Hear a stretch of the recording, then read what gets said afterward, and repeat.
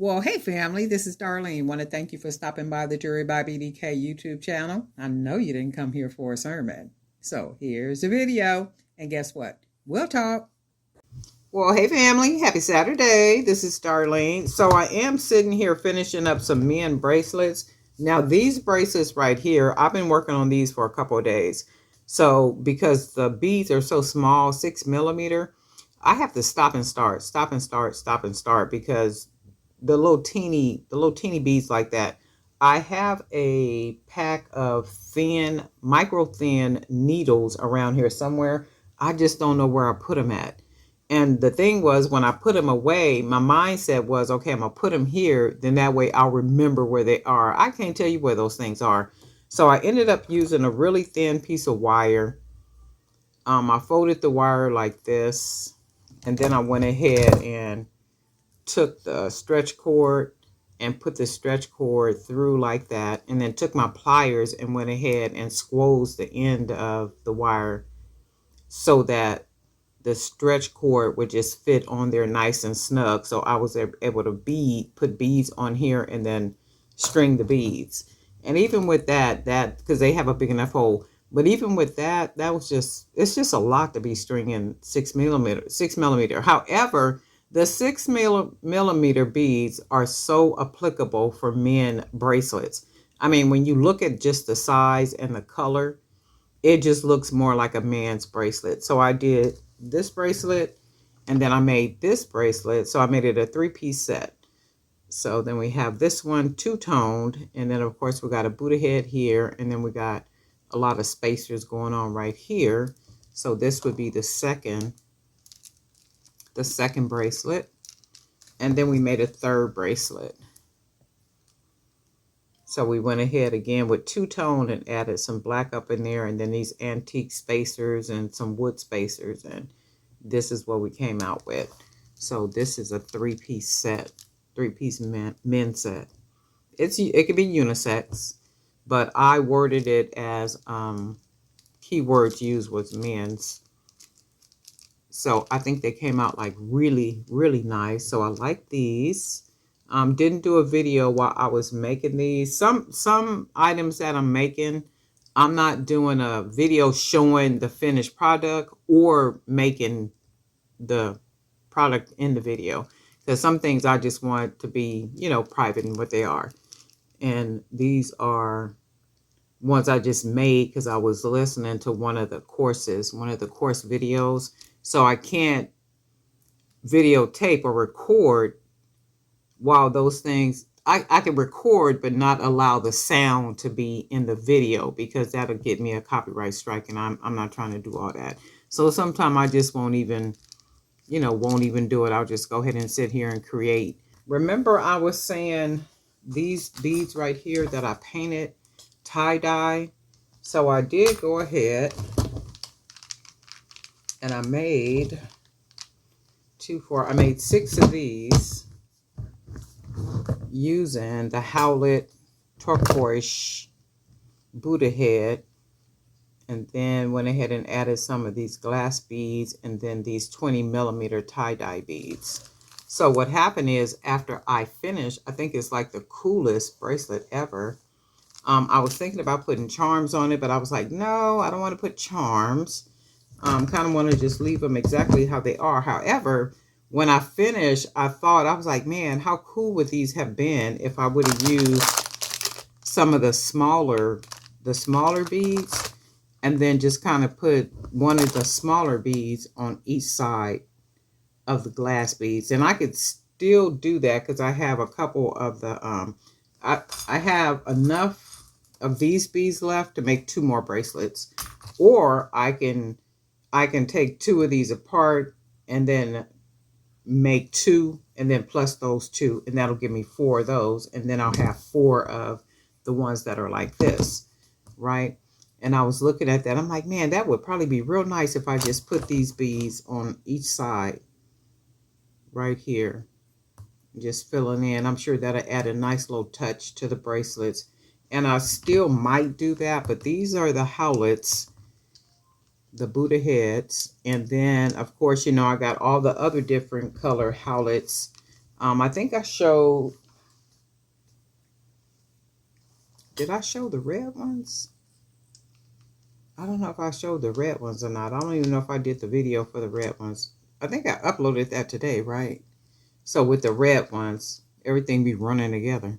So I did the red ones. I used these. And the next ones I am going to use is the green ones. And I wanted to use the green ones first, but I need to find some beads. I need to paint some beads to go with these right here. And I think I'm going to do some polka dot. I'm going to probably make the foundation green like this and then polka dot the bead with a whole lot of different colors. And then I think that'll work well with the green Buddha heads. And the trip is I wanted to use the green ones first, but I didn't. And I think everything that I've done so far with the Buddha heads look really nice. So these and then the red ones. So this is how this looks. Fits very comfortably. The wood beads feel really soft and nice on the wrist. And these, I think I'm going to use maybe to make some charm bracelets, right? Like use this one as the focal and then probably surround it with some smaller beads, put a lot of charms on it, and then make a couple or more bracelets to go with it that are like 8mm, 9mm beads maybe, and then kind of mix all those beads up like a mixed media type bracelet, and then just have a lot of charms, as opposed to using these beads to make something like this or like the red one that I made. So I'm going to come up with something because I really like these green beads. When I first saw them, I was like, oh yeah, I really like those. So these are going to be the next ones I use. But this is what we got. So we did pretty good with these. I really like the way these came out. Really jazzy. You know, just really cool and jazzy. Right? And as I was making these, I was like, oh my God, I want to change these up like so bad. And you guys know that because you make things and it's like, okay, it's hard to make duplicates of something. You know, it's just really hard to do that. But, you know, it is what it is. And every bracelet that I've started to make, when I started it, I wanted to switch it up. I wanted to add some different beads. I wanted to change some stuff out. I wanted to mix these beads with some other beads and change out the glass beads and all that kind of stuff. And I was like, okay, nope, you don't want to do that. Remember what you're doing. And I was like, yeah, you know what? You right. So let me go ahead on and just do what I got to do. So I think I did pretty good with them and matched them, you know, the best that I could. And I came out with 6 so far. And I do have more of these beads. So okay, and we're just going to go ahead and get these packaged up too while we're already on camera. Because I got to package them up anyway. So we'll go ahead and get them all packaged in our plastic bags with our homemade tags we made on our own computer. And if you notice, you don't see any color on here. I don't even use my color printer for the tags because, again, remember the retailer, all they're going to do is open this bag and take out the product. That's all they're concerned about. They're not concerned about the tag, if it's in color.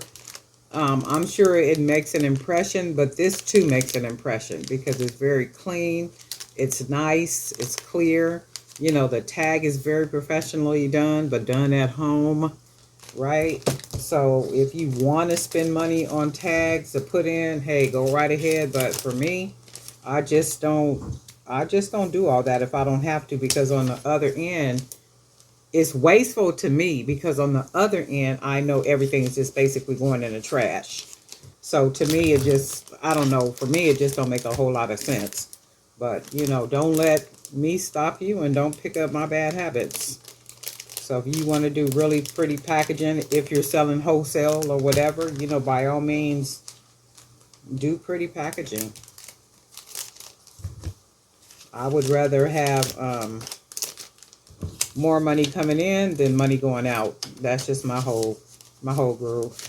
So then we just put our little homemade tag up in there. I need to order some more of these bags too. I done used up just about all these bags. Oops. And I like for this to be nice and even. Just a real even fold on it.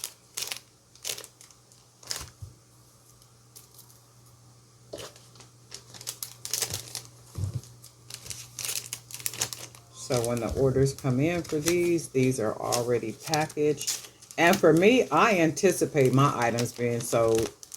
I never sit and be wondering if they're going to be sold or anything like that. They're going to get sold. It's just, you just don't know when. But they're going to get sold. And the whole objective too is like once the buyer buys the product and they get the product and they get the box, and the box is packed really nice and everything is packaged really nice in the inside, you know, and they probably more than likely appreciate it on the other side that it's not filled with a whole lot of extra, you know, materials and marketing paperwork and, you know, flyers and whatever else people put in them. I don't know. But for me, it's like, nah, I'll pass on that part.